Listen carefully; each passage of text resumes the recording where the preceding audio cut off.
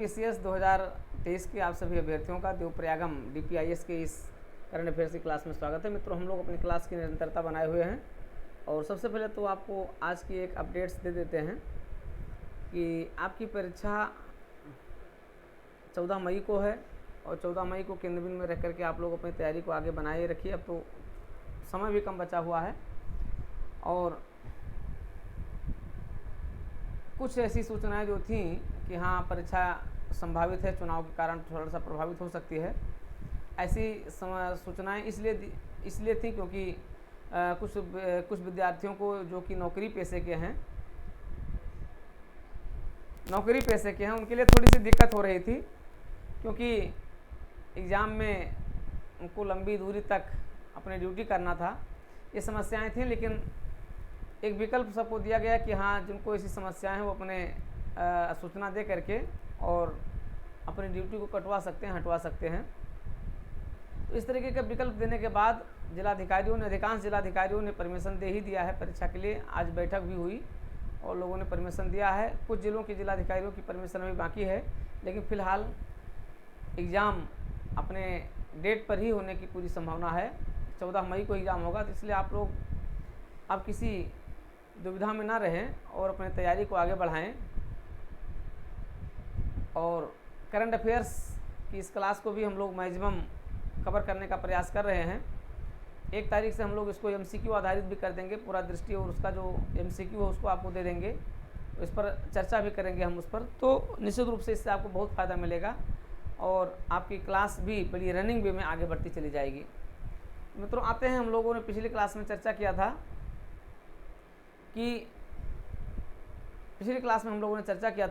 कि भारत आने वाले जो मुख्य अतिथि रहे हैं, जो विदेशी मेहमान रहे हैं, वो भारत आए तो भारत और उन विदेशी मेहमानों के संबंधों में क्या क्या उतार चढ़ाव आया और भारत के संबंध उन देशों के साथ कैसे मजबूत हुए। ठीक है, जिसमें मिस्र महत्वपूर्ण रहा है, इसके अलावा आपका इटली है, इसके अलावा आपका जर्मनी है, ठीक है, इसके अलावा आपका भूटान है, इसके अलावा आपका ऑस्ट्रेलिया है। इन सभी पर हम लोगों ने पिछले क्लास में चर्चा कर दिया है। आज चर्चा करते हैं, इसमें बांग्लादेश एक बचा हुआ है, बांग्लादेश पर चर्चा करते हैं और फिर आगे इस क्लास को तेज़ी से आगे बढ़ाते हैं। भारत बांग्लादेश के संबंध की बात करें तो 5 से 8 सितंबर 2022 के मध्य बांग्लादेश की प्रधानमंत्री शेख हसीना ने भारत की राजकीय यात्रा संपन्न की। शेख हसीना भारत आई और आप जानते हैं कि बांग्लादेश इस समय भारत का बड़ा ही विश्वस्त मित्र बना हुआ है। इस संदर्भ में कई महत्वपूर्ण समझौते हुए, कई महत्वपूर्ण निर्णय लिए गए। इस यात्रा के दौरान बांग्लादेश की प्रधानमंत्री ने 8 सितंबर 2022 को अजमेर में सूफी संत ख्वाजा मोइनुद्दीन चिश्ती की दरगाह का भी दौरा किया। तो एक इम्पॉर्टेंट पॉइंट आपका ये यहाँ से निकला कि जैसे मान लिया प्रश्न पूछा जाएगा, एमसीक्यू यहाँ से जो बनेगा कि बांग्लादेश की प्रधानमंत्री की भारत यात्रा के संबंध में निम्नलिखित कथनों पर विचार कीजिए। अब उसमें दे देंगे 1, 2, 3, 4 दे देंगे, उसमें से आपको छांटना होगा। तो पहला पॉइंट क्या हो गया कि अजमेर में सूफी संत ख्वाजा मोइनुद्दीन चिश्ती की दरगाह का भी इन्होंने दौरा किया। तो पहला पॉइंट आपका मान लिया यहाँ से हो गया। यात्रा के दौरान जल शक्ति मंत्रालय भारत सरकार और जल संसाधन मंत्रालय बांग्लादेश सरकार के बीच भारत और बांग्लादेश की सीमा पर बहने वाली नदी कुशियारा से पानी की निकासी पर समझौता ज्ञापन पर हस्ताक्षर हुए। तो ये वेरी इंपॉर्टेंट है, ये पॉइंट आपका वेरी इंपॉर्टेंट है, इनको आप देखिए। कुशियारा नदी पर दोनों देशों के बीच अक्सर विवाद होते रहे हैं, ठीक है, इसके जल बंटवारे के संबंध में। तो दोनों देशों के बीच इस पर समझौता ज्ञापन हुआ, ठीक है। यह तब है कि कुशियारा नदी बराक नदी की शाखा है और जो असम से होकर बांग्लादेश में प्रवाहित होती है। यात्रा के दौरान दोनों नेताओं द्वारा मैत्री ऊर्जा संयंत्र, मैत्री पावर प्लांट की प्रथम इकाई का अनावरण भी किया, ठीक है। ये 1320 किलोवाट का सुपर क्रिटिकल कोयला आधारित ताप ऊर्जा संयंत्र है, जो बांग्लादेश के खुलना डिवीजन के रामपाल में स्थित है। ये बहुत इंपॉर्टेंट पॉइंट है, इनको आपको देखिए। भारत सरकार की सहायता से चलाया जा रहा है। तो कुशियारा नदी किसकी है? बराक नदी की एक शाखा है जो असम से होकर बांग्लादेश में प्रवाहित होती है। इस यात्रा के दौरान दोनों नेताओं द्वारा मैत्री ऊर्जा संयंत्र की प्रथम इकाई का अनावरण किया। मैत्री ऊर्जा संयंत्र एक पावर प्लांट है, जो कोयला आधारित पावर प्लांट है, जो भारत की सहायता से बांग्लादेश में जो है संचालित किया जा रहा है, शुरू किया गया है। और ये सुपर क्रिटिकल पर आधारित है। कहाँ पर? बांग्लादेश के खुलना के डिवीज़न के रामपाल में स्थित है। ठीक है, तो ये तीसरा पॉइंट आपका, ये दूसरा पॉइंट ये आपका हो गया, तीसरा पॉइंट आपका ये हो गया। ठीक है, चौथा पॉइंट आपका ये हो गया। तो ये 3-4 पॉइंट बड़े आपके इंपॉर्टेंट हुए। चलिए आगे आते हैं, देखते हैं।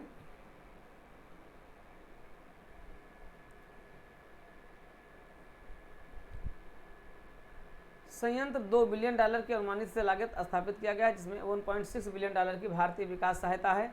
इसके अतिरिक्त दोनों पक्षों द्वारा रूपसा रेल पुल का भी उद्घाटन किया गया। ये भी आपका इंपॉर्टेंट पॉइंट हो गया। ठीक है, पांचवा पॉइंट हम देखते हैं यहाँ पर। तो पांचवा पॉइंट आपका है दोनों द्वारा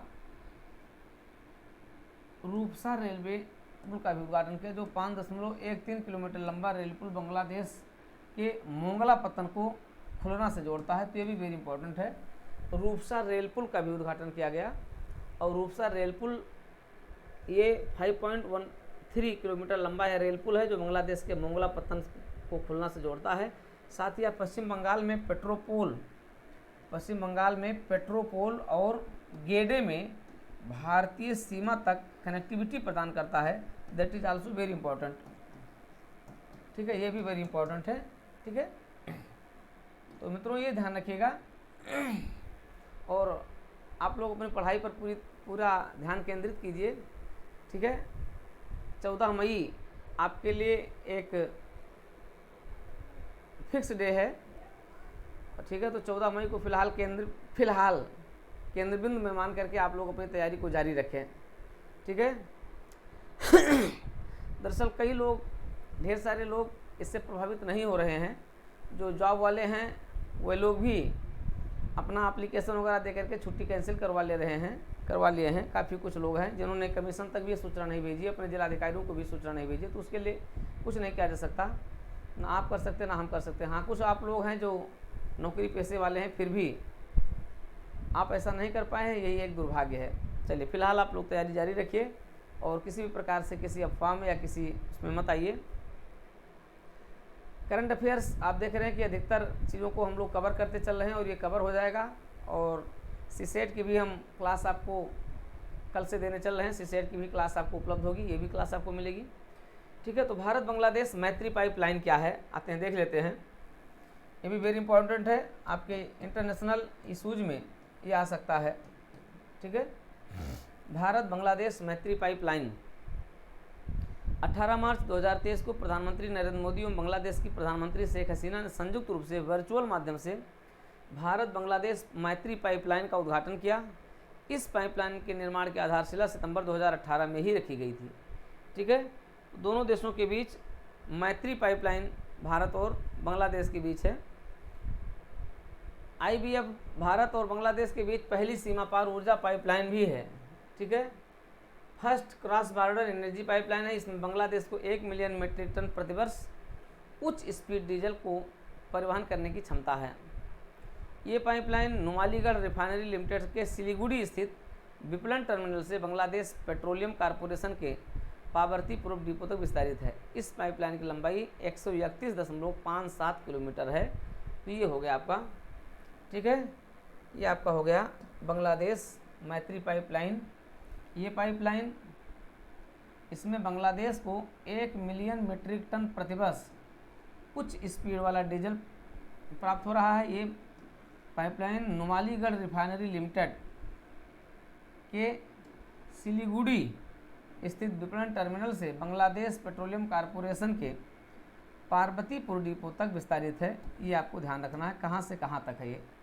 ठीक है, तो असम के नुमालीगढ़ रिफाइनरी लिमिटेड से बांग्लादेश के पेट्रोलियम कॉरपोरेशन के पावर्तीपुर डिपो तक विस्तारित है। इसकी कुल लंबाई कितनी है? 131.57 किलोमीटर है। तो ये भी आपके लिए इम्पोर्टेंट है, इसको भी ध्यान रखिएगा। ठीक है, तो भारत बांग्लादेश के संबंध में हम लोगों ने 2 पॉइंट यहाँ पर देखा। एक तो हमने भारत बांग्लादेश के बीच सीमा पार पाइपलाइन, ऊर्जा पाइपलाइन को हम लोगों ने देखा, और हम लोगों ने देखा तापीय विद्युत संयंत्र का उद्घाटन किया गया। तो दोनों इंपॉर्टेंट है। मैत्री पाइपलाइन का संबंध किससे है? इसका संबंध आप ध्यान रखिएगा, इसका संबंध किससे है? इसका संबंध उच्चीकृत जो है पेट्रोलियम पदार्थों से है।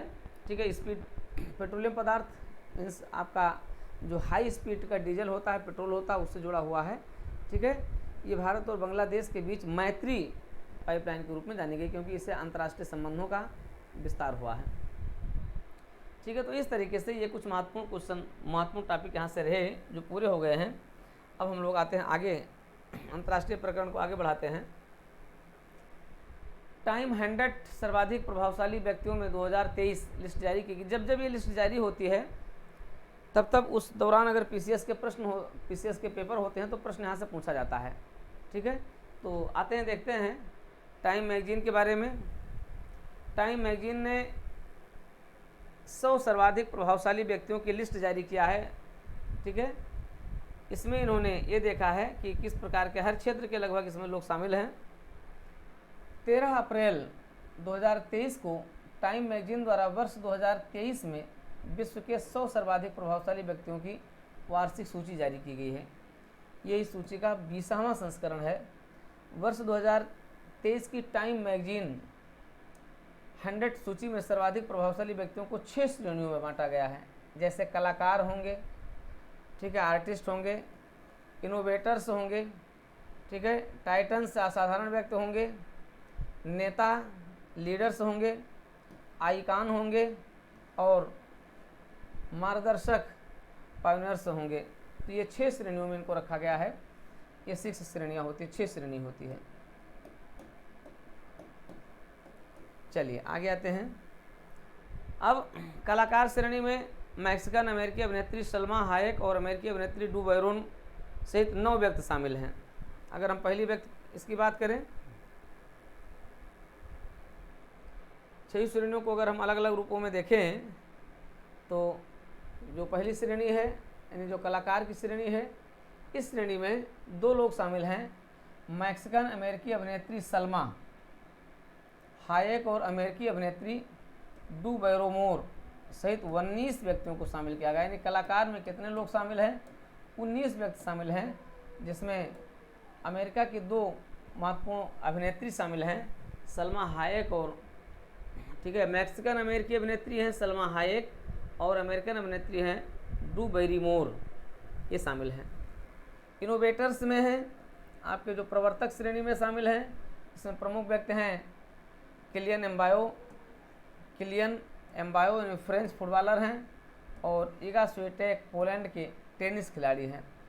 इनोवेटर्स हैं ये दूसरी श्रेणी है।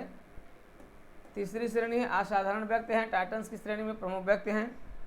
इसमें पद्म लक्ष्मी भारतीय मूल की अमेरिकी लेखिका हैं, ये महत्वपूर्ण नाम आया है। ठीक है, ये वेरी इंपॉर्टेंट हो गया, तो ध्यान रखिएगा। पद्म लक्ष्मी भारतीय मूल की अमेरिकी लेखिका हैं, पद्म लक्ष्मी अभिनेत्री, मॉडल एवं टेलीविज़न होस्ट है ये। एलन मस्क हैं, ठीक है, स्पेसएक्स के संस्थापक एवं ट्विटर के सीईओ। लियोनेल मेसी हैं, अर्जेंटीना के फुटबॉलर इसमें शामिल हैं।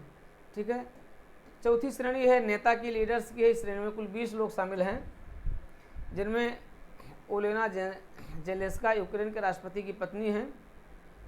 ठीक है, ओलेना जेलेंस्का यूक्रेन के राष्ट्रपति की पत्नी। जो बाइडेन अमेरिकी राष्ट्रपति, बोला अहमद तिनुबू नाइजीरिया के नवनिर्वाचित राष्ट्रपति, जेनेट एलन अमेरिकी वित्त मंत्री आदि प्रमुख व्यक्ति के रूप में शामिल हैं।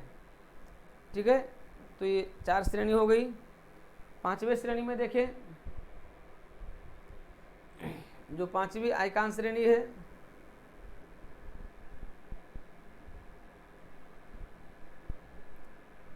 पांचवें श्रेणी में भारतीय फिल्म निर्देशक एस राजामौली को शामिल किया गया है। 5वें में हैं आइकॉन्स हैं, कुल 15 लोगों को स्थान दिया गया है। ठीक है, इसमें आपके हैं क्या 5वां हो गया, इसमें आपके आइकॉन श्रेणी में कुल 15 लोग हैं, इसमें भारतीय अभिनेता शाहरुख खान शामिल हैं। फिर आपकी 6ठी श्रेणी है, इसमें मार्गदर्शक की श्रेणी में भारतीय फिल्म निर्देशक एस राजामौली को शामिल किया गया है। तो इस तरीके से 6 हो गए। आते हैं बड़ा चर्चा में, आप जानते हैं कि फिनलैंड है नाटो का 31वां सदस्य बना है। ठीक है, राजनीतिक एवं सैन्य गठबंधन नाटो के संबंध में आते हैं, चर्चा करते हैं। चर्चा में चूंकि रहा है इसलिए प्रश्न यहाँ से पूछे जाने की पूरी संभावना है। ठीक है, NATO North Atlantic Treaty Organization है, एक राजनीतिक एवं सैन्य गठबंधन है। जानते हैं इसके बारे में, नाटो के बारे में कुछ बताने की जरूरत नहीं है। ठीक है, आते हैं देखते हैं इसके बारे में। 4 अप्रैल 2023 को फिनलैंड नाटो का नवीनतम सदस्य हुआ, 31वां सदस्य। यही प्रश्न पूछा जाता है। प्रश्न दो तरीके से पूछा जाता है कि नाटो के संबंध में निम्नलिखित में से कौन सा कथन सत्य है। ठीक है, नाटो एक सैन्य संधि पर आधारित एक संगठन है। नाटो में कुल 31 सदस्य हैं। नाटो में हाल ही में 31वें सदस्य के रूप में फिनलैंड को शामिल किया गया है। अब विकल्प दे देंगे, केवल 1 सही है, केवल 2 सही है, केवल 3 सही है, 1, 2 एवं 3 तीनों सही है। ठीक है, इस तरीके से देना होगा यहाँ पर। तो 4 अप्रैल 2023 को फिनलैंड नाटो का नवीनतम कौन सा सदस्य बना है? 31वां सदस्य बना है। ठीक है, तो ये प्रश्न यहाँ से यही प्रश्न ही पूछा जा सकता है, इसे ध्यान रखिएगा। 4 अप्रैल 2023 को फिनलैंड नाटो का नवीनतम सदस्य बना है, यानी 31वां सदस्य बना है। इसके पूर्व उत्तरी मैसिडोनिया 2020 में नाटो का 23वां सदस्य बना था।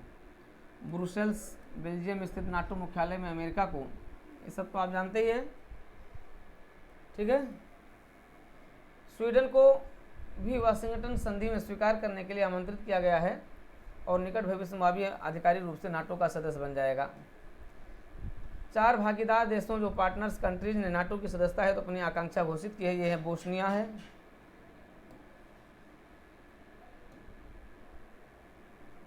है, हर्जेगोविना है, जॉर्जिया है, स्वीडन है और यूक्रेन है। ठीक है, बोस्निया, हर्जेगोविना, जॉर्जिया, स्वीडन और यूक्रेन है। ठीक है, ये ध्यान रखिएगा।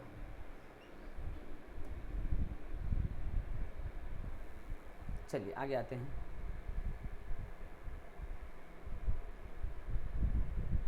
विश्व प्रसन्नता रिपोर्ट 2023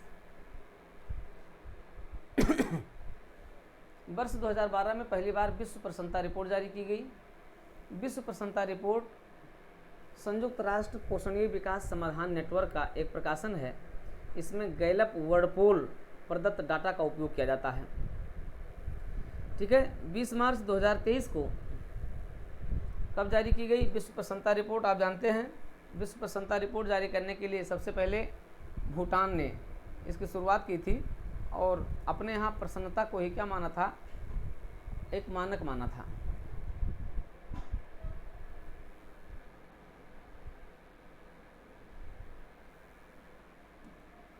बीस मार्च 2023 को संयुक्त राष्ट्र विकास समानता नेटवर्क द्वारा विश्व प्रसन्नता रिपोर्ट प्रकाशित की गई। ये इस रिपोर्ट का 11वां संस्करण है। इस रिपोर्ट में जिन 6 कारकों पर ध्यान दिया गया वो क्या हैं? प्रति व्यक्ति सकल घरेलू उत्पाद जीडीपी पर कैपिटा है, सामाजिक अवलंबन है, सोशल सपोर्ट है, स्वस्थ जीवन प्रत्याशा है, हेल्दी लाइफ एक्सपेक्टेंसी है, जीवन में विकल्प चुनने की स्वतंत्रता है, freedom to make life choice. ठीक है, 5वें के रूप में उदारता है और 6वें के रूप में भ्रष्टाचार बोध है। इस रिपोर्ट में शामिल कुल देशों की संख्या कितनी है? ठीक है, इस रिपोर्ट में कुल कितने देश शामिल हैं? 137 देश शामिल हैं।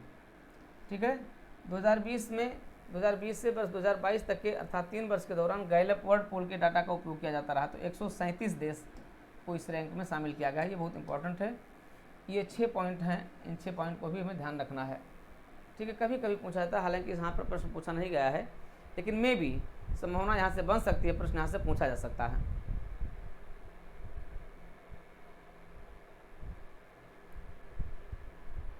आइए देखते हैं।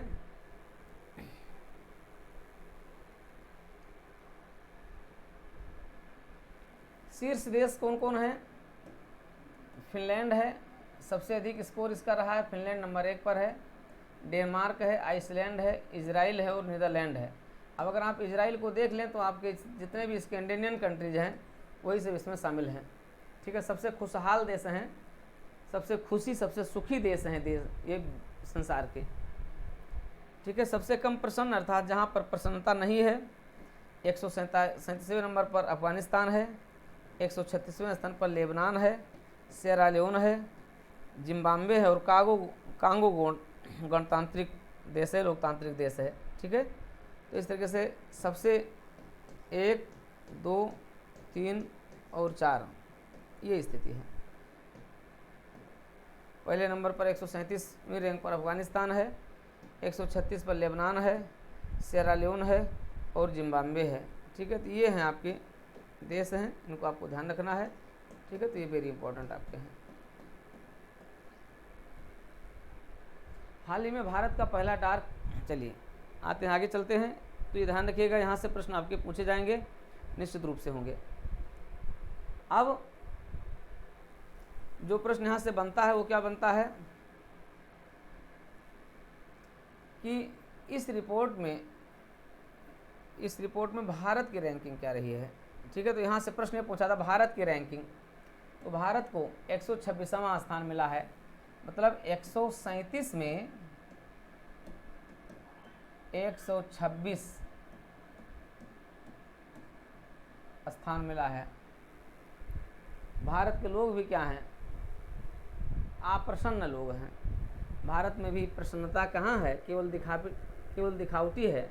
हमारे आपके चेहरे पर केवल दिखावटी प्रसन्नता है, इन वास्तविक प्रसन्नता की समस्याएं लगातार बनी हुई हैं। चलिए 2022 में भारत को 136वां स्थान मिला था। ठीक है। तो स्थान में सुधार कितना हुआ, 10 का सुधार हुआ है, 10 स्थान का सुधार है। 136वें से कितना हो गया है, 126वां हो गया है। तो ध्यान रखिएगा 126 और 136 में अंतर रखिएगा, नहीं तो एग्जाम में पता लगा पूछ लिएगा तो दिक्कत हो जाएगी। ठीक है। तो विश्व प्रसन्नता रिपोर्ट में भारत वर्ष 2022 में 136वें स्थान पर था, जबकि 2023 में की रिपोर्ट में भारत 126वें स्थान पर हुआ है। अर्थात भारत की रैंक में 10 अंकों की सुधार आई है। भारत 10 अंकों के साथ सुधरा हुआ है। चलिए आगे आते हैं। लद्दाख एवं मयूरभंज टाइम पत्रिका के 50 महानतम स्थानों की सूची में शामिल किए गए हैं। चलिए जब ऐसा कुछ होता है तो प्रश्न यहाँ से पूछा जाता है। ठीक है। 26 मार्च 2023 को टाइम पत्रिका ने 50 महानतम स्थलों की सूची जारी की है। इस सूची में भारत के 2 स्थान शामिल हैं। 2 स्थानों केंद्र शासित प्रदेश लद्दाख और उड़ीसा का मयूरभंज जिला को शामिल किया गया। ये 50 स्थल वर्ष 2023 में घूमने के लिए विश्व के सर्वश्रेष्ठ स्थल रहे हैं। ठीक है। तो इतना ही इम्पोर्टेंट हो गया कि विश्व के इन स्थलों में लद्दाख और मयूरभंज जिले हैं। ठीक है। तो ये दोनों पर्यटन की दृष्टि से क्या है, बहुत महत्वपूर्ण है। मयूरभंज उड़ीसा का एक ऐसा जिला है जो मुख्यतः विलक्षण बाघ तथा प्राचीन मंदिरों के लिए प्रसिद्ध है। यहाँ स्थित सिमलीपाल राष्ट्रीय पार्क है और काले बाघ यहाँ पाए जाते हैं। इसके अतिरिक्त यहाँ एशियाई हाथी और बंगाल टाइगर भी पाए जाते हैं। मयूरभंज जिला हालांकि आदिवासी बाहुल्य क्षेत्र है, आदिवासी यहाँ पर बड़ी मात्रा में रहते हैं, लेकिन फिर भी इस जिले की हम बात करें तो ये स्थिति है। मयूरभंज का छाऊ नृत्य यूनेस्को की अमूर्त सांस्कृतिक विरासत की सूची में भी शामिल है। केंद्र शासित प्रदेश लद्दाख अपने अल्पाइन और भू प्रदेश और तिब्बती बौद्ध संस्कृति के लिए भी प्रसिद्ध है, तो इसको जानते ही हैं। ठीक है। चलिए आगे आते हैं। हाल ही में भारत का पहला डार्क स्काई अभ्यारण्य लद्दाख के चांगथांग वन्यजीव अभ्यारण्य के अधिकांश हिस्से में हनले गांव में स्थापित किया गया है। तो ये भी प्रश्न यहाँ से इम्पोर्टेंट हो सकता है, इसे थोड़ा सा ध्यान रखिएगा। ठीक है। ये तो क्लियर हो गया आपका कि जो मयूरभंज जिला है, मयूरभंज जिले के बारे में क्या है, और इसी प्रकार से आपका ये भी है लद्दाख के बारे में भी चीज़ें क्लियर हो गई हैं। हाल ही में भारत का पहला डार्क स्काई अभ्यारण्य कहाँ स्थापित किया गया है, लद्दाख में स्थापित किया गया है। ठीक है। लद्दाख के चांगथांग वन्यजीव अभ्यारण्य के अधिकांश हिस्से में हनले गांव में ये स्थापित किया गया है। ठीक है। तो ये भी आपकी एक महत्वपूर्ण न्यूज़ है, जिसको हम आगे वन पर्यावरण में भी इसको देखेंगे। फिलहाल ये इंटरनेशनल न्यूज़ है और आप इसको देख रहे हैं, आपके लिए बड़ी ही महत्वपूर्ण है। आगे आते हैं। वैश्विक आतंकवाद सूचकांक 2023 पर हम लोग आते हैं, चर्चा करते हैं। वैश्विक आतंकवाद सूचकांक 2023 की हम बात करते हैं।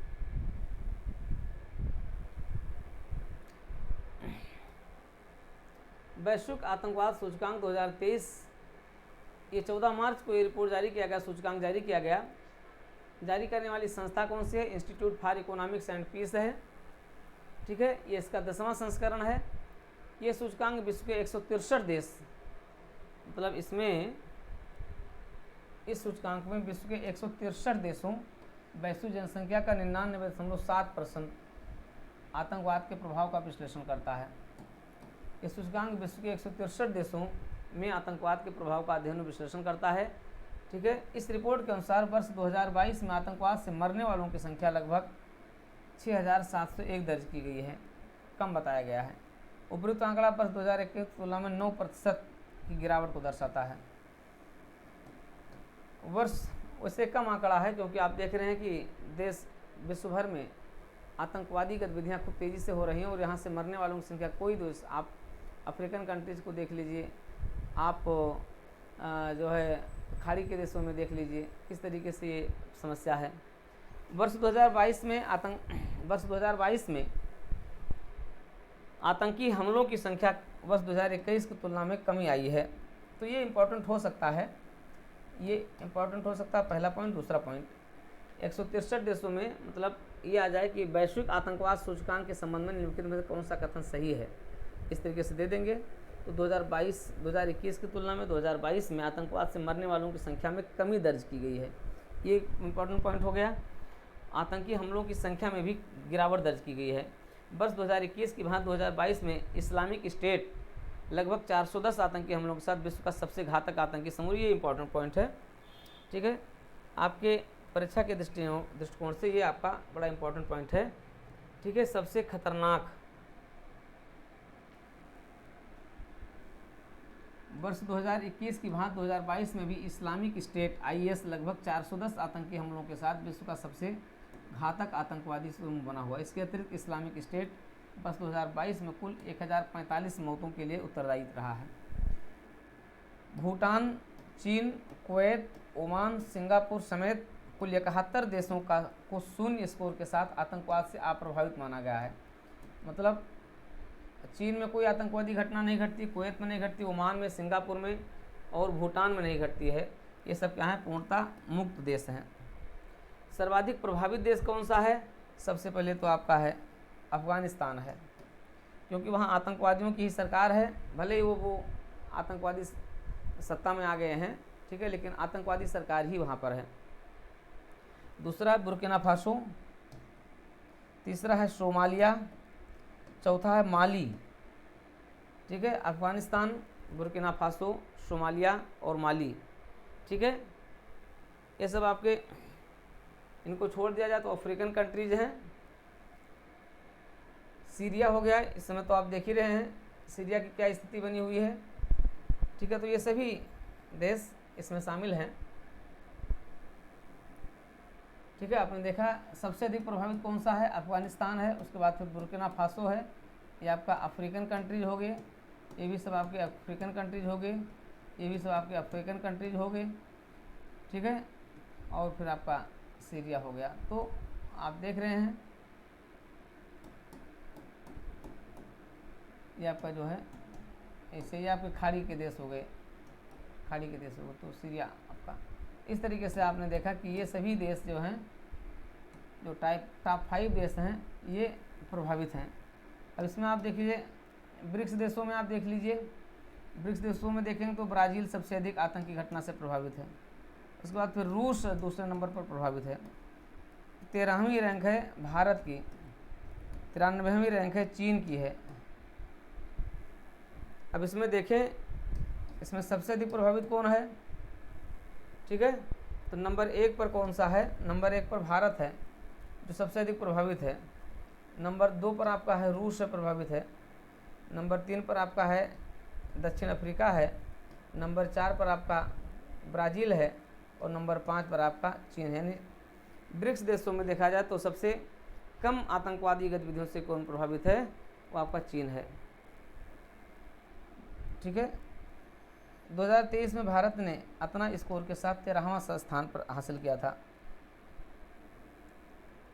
2023 में भारत ने 7.175 स्कोर के साथ 13वां स्थान हासिल किया। अर्थात भारत भी क्या है, भारत भी एक सर्वाधिक प्रभावित देशों के क्रम में 13वें स्थान पर आ रहा है। अगर हम टॉप से चलेंगे जो सर्वाधिक प्रभावित देश हैं उसमें से भारत 13वें स्थान पर है।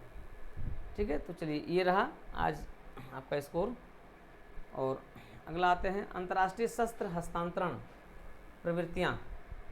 आप जानते हैं यहाँ से प्रश्न कई बार पूछा गया है, यूपीपीसीएस का बड़ा हिट क्वेश्चन रहा है मित्रों। तो यहाँ से आते हैं, देखते हैं।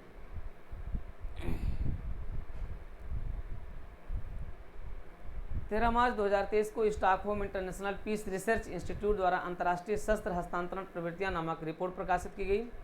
वर्ष 2018 से 22 में प्रमुख शस्त्रों के अंतर्राष्ट्रीय हस्तांतरण की मात्रा में कमी दर्ज की गई है। हालांकि अब तेज़ी से बढ़ेगी, लेकिन फिलहाल इसमें है। वर्ष 2018 से 22 के अवधि में विश्व के 5 सबसे बड़े हथियार निर्यातक देश कौन कौन रहे हैं? सबसे अधिक हथियार निर्यातक रहे हैं। वर्ष 2018 से 22 के अवधि में विश्व के 5 सबसे बड़े हथियार निर्यातक देश कौन कौन से रहे हैं? नंबर 1 पर संयुक्त राज्य अमेरिका बना हुआ है, यूएसए। नंबर 2 पर रूस है, नंबर 3 पर फ्रांस है, नंबर 4 पर चीन है, नंबर 5 पर जर्मनी है। तो ये विश्व के 5 सबसे बड़े हथियार निर्यातक देश हैं, यूएसए, रूस, फ्रांस, चीन और जर्मनी। ध्यान रखिएगा, अमेरिका हो गया, रूस हो गया, फ्रांस हो गया, चीन हो गया और जर्मनी होगा। तो ये 5 सबसे अधिक मैक्सिमम वाले हो गए आपके। संयुक्त रूप से ये पांचों देश वर्ष 2018 से 22 में प्रमुख शस्त्रों के कुल निर्यात के लगभग 76% के लिए उत्तरदायी रहे हैं। वर्ष 2018 से 22 में विश्व के शस्त्रों के सबसे बड़े निर्यातक में अमेरिका का सबसे बड़ा योगदान रहा, जो लगभग 40% रहा है।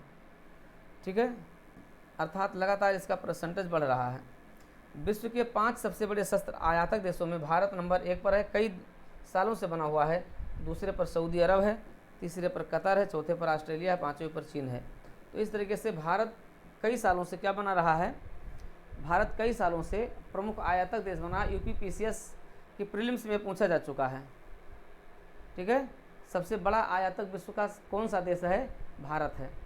भारत है, उसके बाद फिर सऊदी अरब है। सऊदी अरब इसलिए है क्योंकि वो अमेरिका उसको इतना फंसाए रहता है, सऊदी अरब को, इन सब के विवादों में, विशेष तौर पर इजराइल के संबंध में और ईरान के संबंध में। ईरान अब तो खैर इजराइल सपोर्टर हो गया है, लेकिन ईरान और सऊदी अरब के बीच क्या है, आतंकवादी गुटों को समर्थन देने के संबंध में बड़ी तेज़ी से प्रतिस्पर्धा बनी रहती है। ठीक है, कतर भी उसी श्रेणी में आता है, ऑस्ट्रेलिया और चीन है। आगे आते हैं, इसी में देखते हैं। संयुक्त रूप से पांचों देश प्रमुख शस्त्रों के कुल आयात के 36% हिस्से के बराबर हैं। ठीक है, भारत विश्व में शस्त्रों का सबसे बड़ा आयातक बना हुआ है और ये यूपीपीसीएस के प्रीलिम्स एग्जाम में पूछा जा चुका है। ये पूछा गया प्रश्न है, ये संभवतः 2020 या 2021 में प्रश्न आया हुआ था। ठीक है, बस 2013 से 17 के मुकाबले 2018 से 2022 में भारत के कुल आयात में कमी दर्ज की गई है, क्योंकि अब आप जानते हैं कि भारत क्या कर रहा है, भारत अब शस्त्रों का निर्यातक भी बन रहा है। अब अनेक आसियान देशों को और कुछ एशियाई, छोटे एशियाई देशों को भी भारत क्या कर रहा है, अपने अस्त्रों को निर्यात करना भी शुरू कर दिया है। ब्रह्मोस मिसाइल अभी निर्यात की गई है। तो कई ऐसे अस्त्र हैं जो भारत अब क्या कर रहा है, उनको दूसरे छोटे छोटे देशों को बेचना भी शुरू कर दिया है। और इसीलिए आप जानते हैं भारत सरकार द्वारा जो शुरू किया गया है, जो अभी डिफेंस कॉरिडोर बनाया गया है, निजी क्षेत्र का इसमें निवेश बढ़ा दिया गया है, प्रत्यक्ष विदेशी निवेश की सीमा को 100% कर दिया गया है और आपके विदेशी और स्वदेशी भारतीय कंपनियां अब आकर के क्या कर रही हैं, अब भारत में अस्त्रों का निर्माण करना शुरू कर दिए हैं। तो जब निर्माण तेज़ी से हो रहा है तो क्या होगा, भारत सरकार अब इसको आयात की जगह अब निर्यात करना भी शुरू की है। इसीलिए कई ऐसे हथियार हैं जिस पर भारत आत्मनिर्भर होता जा रहा है और इसीलिए भारत का निर्यात क्या हुआ है, अब कमी हुआ है। ठीक है, लेकिन भारत को सबसे अधिक निर्यात कौन करता है? रूस करता है। ये प्रश्न भी पूछा गया है। रूस भारत का सबसे बड़ा हथियार आपूर्तिकर्ता देश आज तक बना हुआ है। भारत के कुल शस्त्र आपूर्ति की हिस्सेदारी में 45% का हिस्सा रूस का है। इसलिए आप देखते हैं अधिकतर जब हम वैदेशिक संबंध की बात करते हैं तो हम कहते हैं कि रूस क्या है, ओल्ड इज गोल्ड की पॉलिटी हमारी चलती है। हम सदैव सबसे विश्वस्त पार्टनर रहे हैं। रूस हमारा तब हमारा साथ दिया जब हम वैश्विक मंच पर क्या थे, सबसे कमज़ोर थे। तो वैश्विक मंच पर कमज़ोर रहते हुए भी रूस हमारा क्या रहा है, सबसे बड़ा एक मित्र और विश्वस्त मित्र बना रहा। आज तक ये मित्रता बनी हुई है और यही कारण रहा कि रूस यूक्रेन युद्ध के दौरान विश्व बिरादरी को धत बताते हुए भारत ने क्या किया है कि बहुत बड़ी मात्रा में रूस से इस संकट की घड़ी में उनसे तेल जो है इंपोर्ट करना शुरू किया है। इससे भारतीय मुद्रा की उसे आपूर्ति हो रही, भारतीय मुद्रा में उसको हम दे रहे हैं। ये बहुत बड़ी बात है। ये बस 2018 से 22 के दौरान भारत को हथियार आपूर्ति करने वाले देशों में फ्रांस दूसरे स्थान पर है और अमेरिका तीसरे स्थान पर बना हो, तो इसको ध्यान रखिएगा। पहले पर रूस है, दूसरे पर फ्रांस है और तीसरे पर रूस है। ठीक है। भारत जहां शीर्ष 25 शस्त्र निर्यातकों में शामिल था, वहीं 22 में भारत इस सूची से बाहर हो गया है। ठीक है। बस 2017 से 21 के मध्य भारत जहां शीर्ष 25 शस्त्र निर्यातकों में शामिल था, वहीं बस 2018 से 22 के दौरान भारत इस सूची से बाहर हो गया है। ठीक है। रूस, फ्रांस और इजराइल द्वारा किए गए शस्त्र निर्यात के मुख्य प्राप्तकर्ताओं में भारत शीर्ष स्थान पर बना हुआ है। ठीक है। चलिए, तो ये हो गया आपका, इतना हम लोगों ने देख लिया। अब हम लोग ऑस्कर और ये जो पुरस्कार देखेंगे। ठीक है। ये भी महत्वपूर्ण न्यूज़ है। यहाँ से पुरस्कार आप जानते हैं 100% वाले क्वेश्चन पूछे जाएंगे।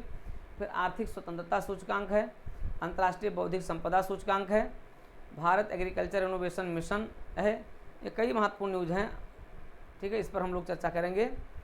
तो आते हैं अगली क्लास में, इस पर हम लोग चर्चा करेंगे। मित्रों, आज की क्लास को हम लोग यहीं तक देखते हैं और ऑस्कर पुरस्कार से हम लोग अपनी अगली क्लास को बढ़ाएंगे। ठीक है। तो आप देख रहे हैं कि लगातार हम लोग अपनी इस क्लास को आगे बढ़ा रहे हैं। आप लोग देवप्रयागम IAS DPIAS के साथ जुड़े रहिए। DPIAS को आप सब्सक्राइब कीजिए। सब्सक्राइब करेंगे तो आपको फ़ायदा मिलेगा, क्योंकि अभी हमारी ढेर सारी चीज़ें आपको इसके साथ मिलती जाएंगी। सब्सक्राइब आप आते हैं, क्लास तो कर लेते हैं, लेकिन सब्सक्राइब नहीं कर रहे हैं, तो आपको करना चाहिए, जुड़े रहना चाहिए। एक ऐसा प्लेटफार्म है जहाँ पर आपको सबसे विश्वसनीय चीज़ें दी जाती हैं। आपको अपने प्रचार प्रसार के लिए या अपने चीज़ों को बढ़ाने के लिए आपको गलत चीज़ें, गलत इन्फॉर्मेशन नहीं दी जाती है मित्रों। तो सही इन्फॉर्मेशन आपको मिल रही है। UPPCS 2023 की प्रारंभिक परीक्षा के संबंध में भी, जैसा कि हमने बताया कि 14 मई आपके लिए एक रजिस्टर्ड डेट है। उस डेट पर एग्ज़ाम होने की संभावना क्या होना ही है, 14 मई को होना ही है। अभी तक का जो निष्कर्ष निकल करके आया है, अधिकांश जिलाधिकारियों ने भी परमिटेड कर दिया है, तो अब होकर ही रहेगा उस डेट पर। आप लोगों को किसी अफवाह में अब नहीं रहना है, किसी भय संशय में नहीं रहना है। आप लोग अपनी तैयारी को आगे बढ़ाते रहें। किसी भी प्रकार के सहयोग की ज़रूरत है तो आप देवप्रयागम IAS अकेडमी DPIAS के फ़ोन नंबर आपको मिल ही रहा है क्लास के साथ, तो आप उसको देखिए और आप उस नंबर पर, हमारे व्हाट्सएप नंबर पर हमसे जुड़ करके हमारा मैटर भी आप ले सकते हैं। ढेर सारी चीज़ें आपको मिल सकती हैं। तो लगातार जुड़े रहिए, बने रहिए DPIAS के साथ, देवप्रयागम IAS के साथ।